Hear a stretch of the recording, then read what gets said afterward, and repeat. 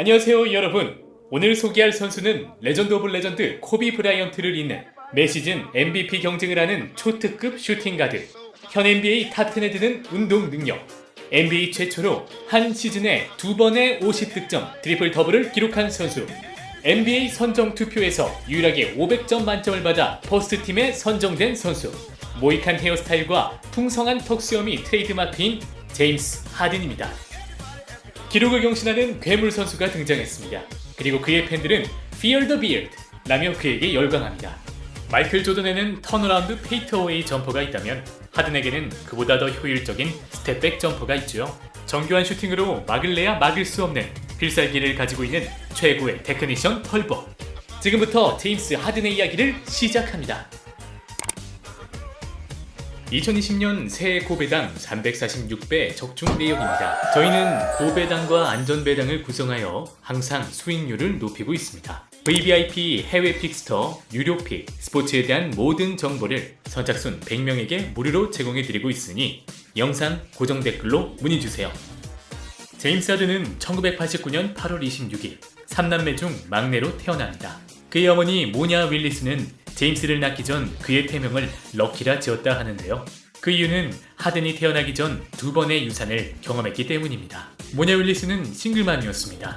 그녀의 남편은 원래 해군에 복무했지만 하든이 태어난 지 얼마 되지 않아 마약 혐의로 감옥에 들어갔고, 남겨진 어린 세 남매는 살인을 비롯한 강력범죄율이 정점을 찍던 1989년 컴튼에서 엄마인 모냐 윌리스만을 의지한 채 살아가야 했습니다. 모냐 윌리스는 아이들이 나쁜 길로 빠지는 것을 막기 위해 언제나 바쁘게 만들었습니다. 하든은 자유시간을 받으면 언제나 농구 골대에서 슛을 쐈었죠. 컴튼에서 차로 15분 걸리는 고등학교에 입학한 1학년. 그때의 하든은 코치에게 높은 평가를 받지 못했습니다. 왜냐면 그때의 하든은 약했고 속도도 느렸고 혼자서 플레이를 만들 수 없었기 때문이죠. 하지만 하든은 코치의 평가에도 기죽지 않아 합니다. 다음과 같이 자기 전 엄마에게 쪽지를 남기기도 했죠. 7시에 좀 깨워주시고 용돈 몇 달러만 남겨주세요. 추신, 이 쪽지를 보관하세요. 저는 스타가 될 거니까. 그때부터 하든은 컴튼 출신의 아이로서는 상상할 수 없는 롤모델을 만듭니다. 그건 바로 유로스텝의 대가, 마누 지노빌라였습니다. 아무래도 그의 선택은 본능적으로 이뤄졌을 겁니다. 스스로가 빠르지 못하다는 걸 알고 있었던 거죠. 그리고 이 시기에 그는 엄청난 속도로 기량이 발전되기 시작합니다. 하든의 고등학교 코치의 말에 따르면 제임스는 농구를 대하는 자세, 정신력, 위대한 선수가 되고자 하는 마음가짐까지 모든 친구들보다 한 차원 높았다라고 합니다.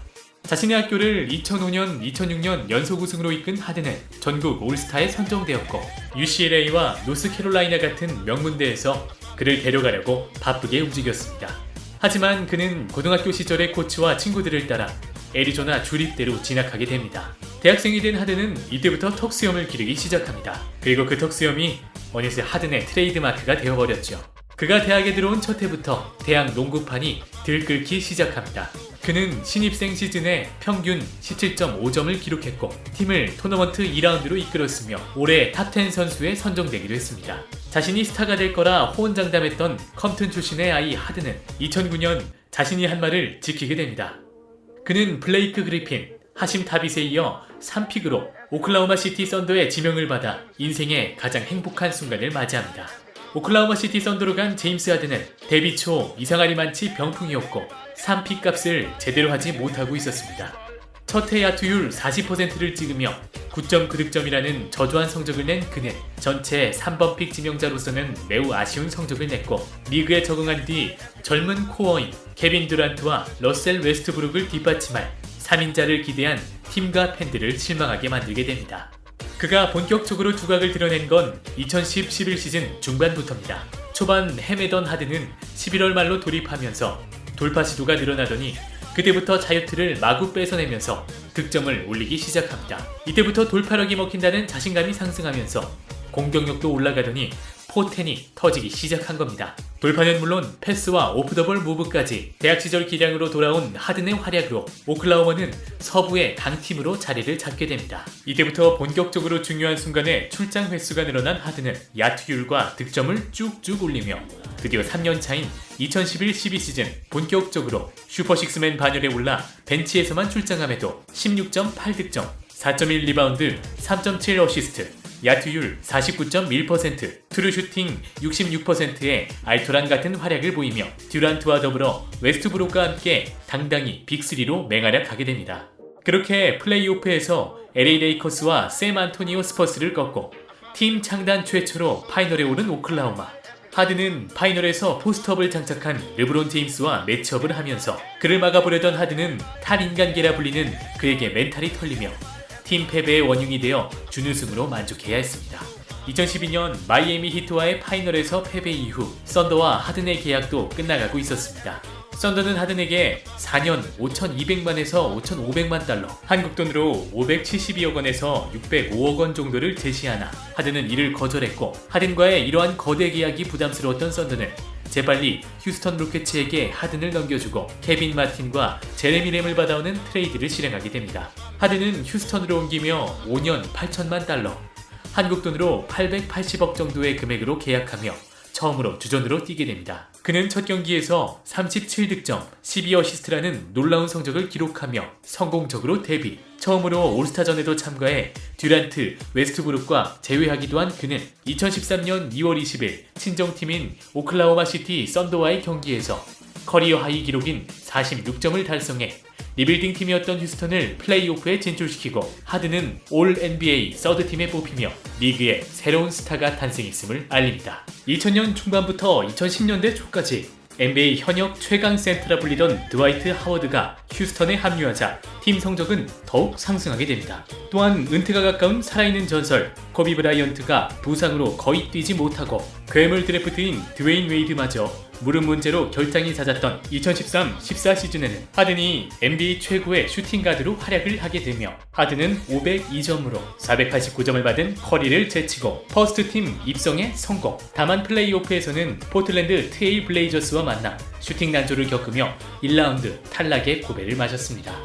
2014-15 시즌에는 하워드가 부상 때문에 제대로 나오지 못하는 상황에 하든은 MVP급 활약을 하며 휴스턴을 지탱합니다. 이 경기는 컨퍼런스 파이널 다운, 대단한 명경기로 불리는데요.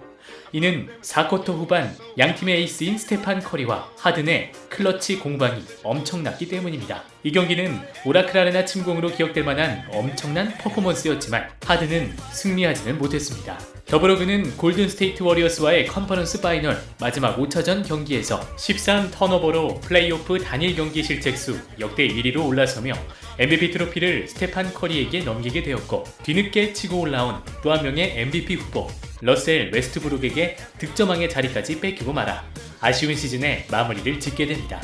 2015-16 시즌 초반에 그는 늙고 노쇠해진 코비 브라이언트보다도 초반 3경기 야투율이 낮을 만큼 부진해 휴스턴을 개판으로 만들고 있다는 놀림을 받았습니다. 하지만 곧장 정신을 차린 하든, 빠르게 평균 득점 2위로 올라서며 해당 시즌 TS가 59.8이라는 엄청난 효율로 평균 29득점을 해내게 됩니다. 괴물 같은 하든에게도 단점이 있었습니다. 그가 수비 시에는 도대체 영문을 알 수 없는 자동문 수비를 하며 경기 중 멀뚱멀뚱 하는 둥 마는 둥한 수비 모습을 보여준다는 겁니다. 사실 휴스턴의 수비 대부분이 엉망입니다.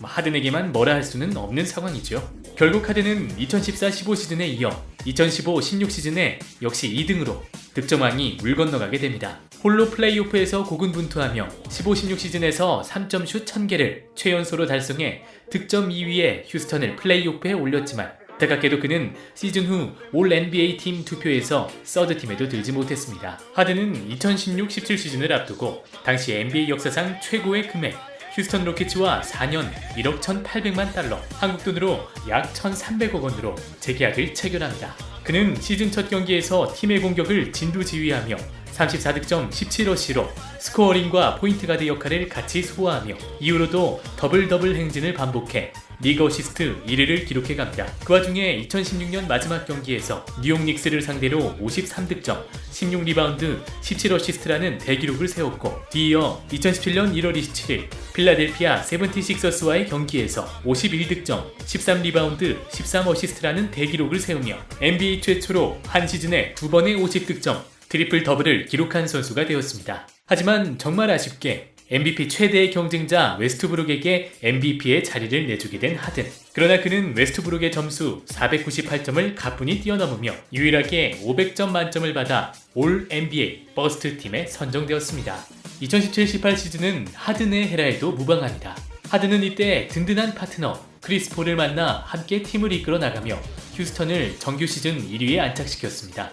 플레이오프에서는 유일하게 2018 NBA 챔피언 골든스테이트 워리어스와 팽팽한 접전의 시리즈를 보여주기도 했고요. 아이솔레이션 상황에서는 하든의 장기, 알고도 못 막는 스텝백과 깔끔한 미드레인지 점퍼, 화려한 돌파 기술, 드리블 기술을 통해 매우 효율적인 공격을 전개하며 상대팀 수비수들의 진땀을 빼게 한 하든. 시즌 중 햄스트링 부상으로 인해 주춤했던 것도 잠시 60득점 트리플 더블을 기록하며 NBA 역사에 이름을 남기게 됩니다. 60득점은 사실 제임스 하든의 커리어 하이 득점 기록이기도 하는데요. 자신의 기록을 경신한 것도 모자라 휴스턴 로켓츠 구단의 득점 기록까지 갈아엎는 하든입니다. 근 4, 5년간 MVP 후보로 오르락내리락 했던 제임스 하든.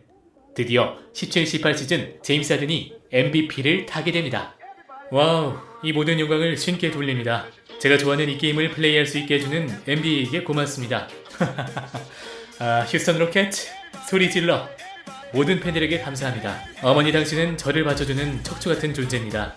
좋은 시간들에도 나쁜 시간들에도 그래요. 우리는 모두 한 번의 인생밖에 살지 못하죠. 그리고 저는 당신이 우리 어머니라 행복합니다. 다른 누구와도 바꾸지 않을 겁니다. 진심이에요. 전 올해 식스맨에서 MVP가 되었네요. 꿈을 꾸는 모든 어린이들에게 말할게요. 꿈이 있다면 가서 그 꿈을 잡으세요.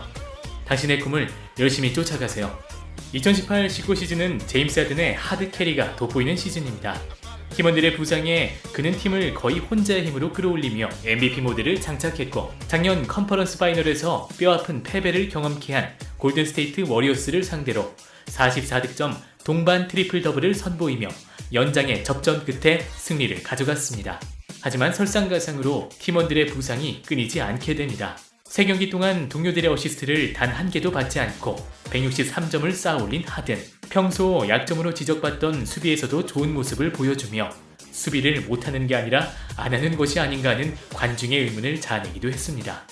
그렇게 정규 시즌 최종 기록은 36.1득점, 6.6리바운드, 7.5 어시스트라는 경이로운 기록으로 마무리를 했습니다. 기록만 봤을 때 MVP 2연패가 유력했지만 결국 정규 시즌 MVP는 많은 분들 그리고 기자들까지도 예상한 동부의 미러키 소속인 야니스 아데토쿤보가 수상하게 됩니다. 그리고 2019-20 시즌 제임스 하든은 역시 막강합니다. 초반에 야투율이 심각하게 떨어지는 등 부진했던 모습을 보여주기도 했지만 마이애미전을 기점으로 다시 회복하고 있는 모습을 보여줬습니다. 그렇게 시즌 13경기 동안 평균 39.5득점, 무려 7경기를 40득점을 넘기는 괴물같은 스탯을 보여줍니다. 첫 13경기에서 513득점을 기록했는데 마이클 조던의 1986-87 시즌보다 26점 더 많으며 하든의 2019-20 시즌 첫 13경기보다 더 많은 득점을 보유한 선수는 윌트 체인벌린의 1962-63 시즌, 1961-62 시즌밖에 없다고 합니다. 같은 팀 선수들이 부상을 당하면서 하든의 부담은 더욱 늘어가지만 엄청난 공격력으로 팀을 승리로 이끌고 있습니다.